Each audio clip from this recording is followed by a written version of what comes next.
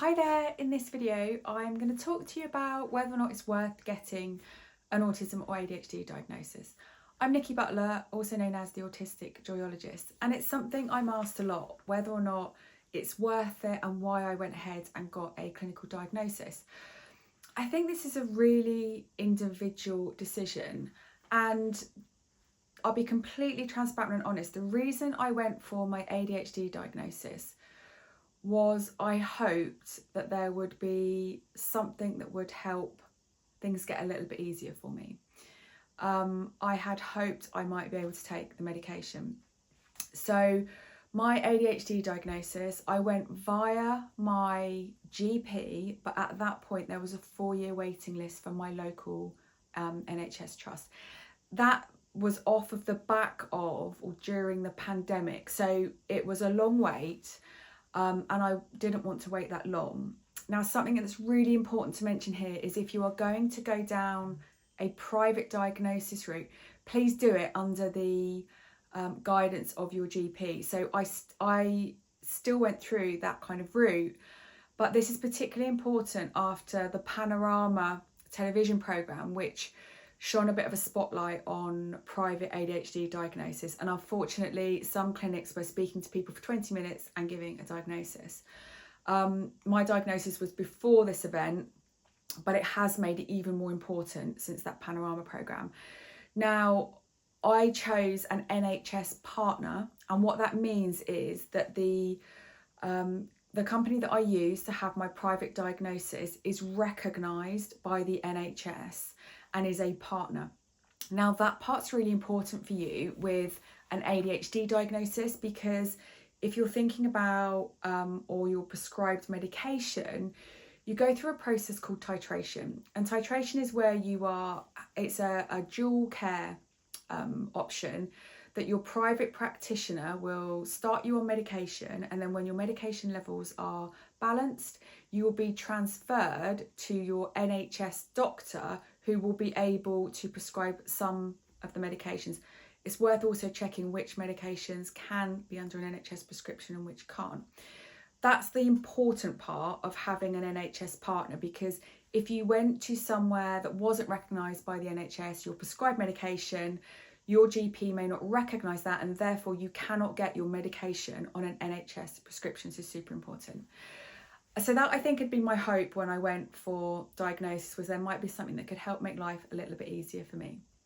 I was prescribed medication and I can't take it because I have a heart condition, so the decision was made that I would find other ways. I have found other ways, and I'll pop a link to blogs that I've written on this about how I manage my ADHD without medication.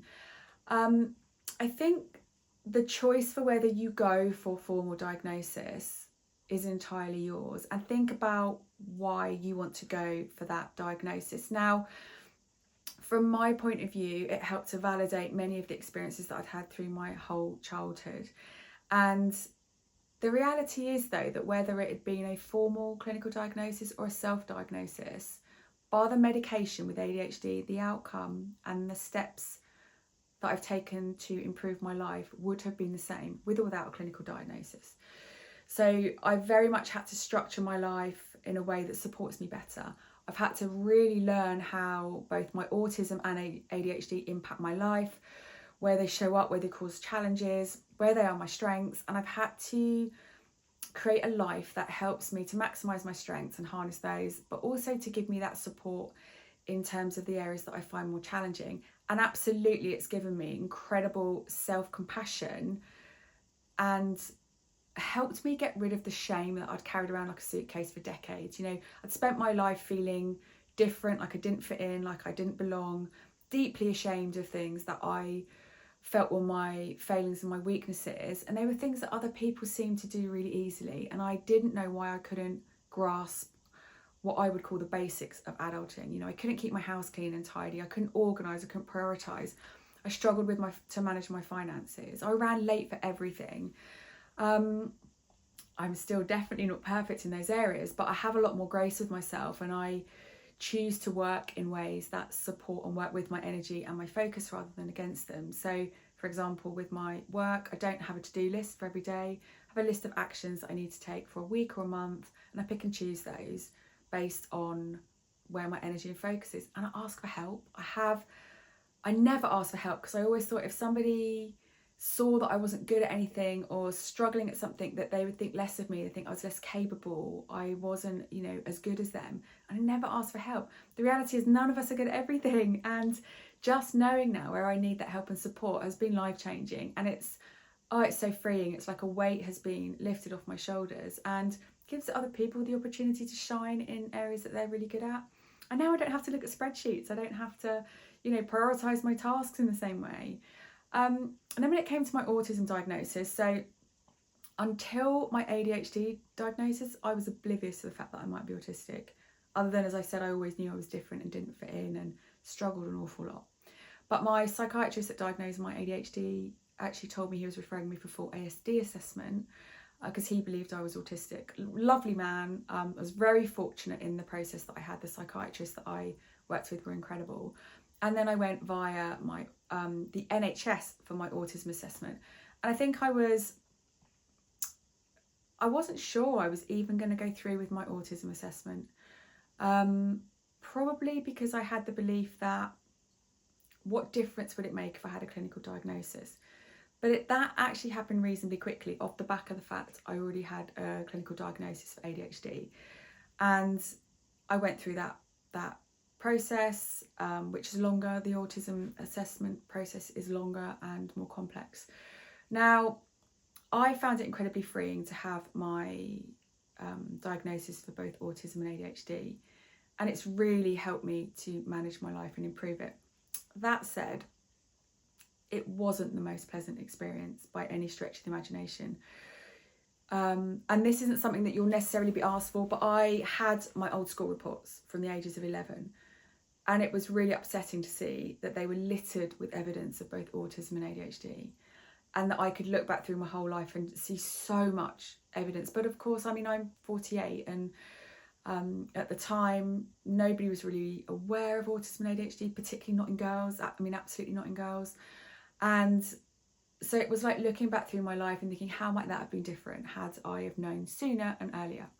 Now I look at that I was supposed to find out at this point in my life, because now I could be part of the catalyst for change for other women like us, and I get to be part of the catalyst for change for our future generations, and to ensure they don't relive these experiences that I've lived and many women, you know, like us have lived. So I get to be part of that movement, that change, see a better, brighter, more inclusive future for next generations.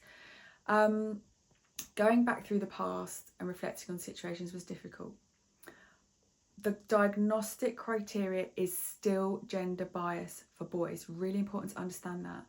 The criteria is based on young boys and young males, and whilst there is more of an awareness of how autism and ADHD present in females, we are not there yet as an understanding. Criteria hasn't changed. So it can be a bit of a lottery in terms of the psychiatrist that you get as to the experience that you have.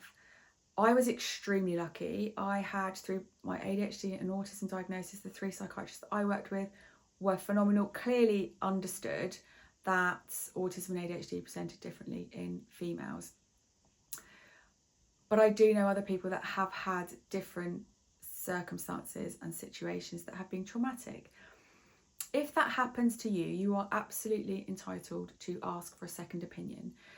But what I would say to you is, please don't let a difficult diagnostic experience define whether you identify as autistic or ADHD, because the outcome in many respects is going to be the same.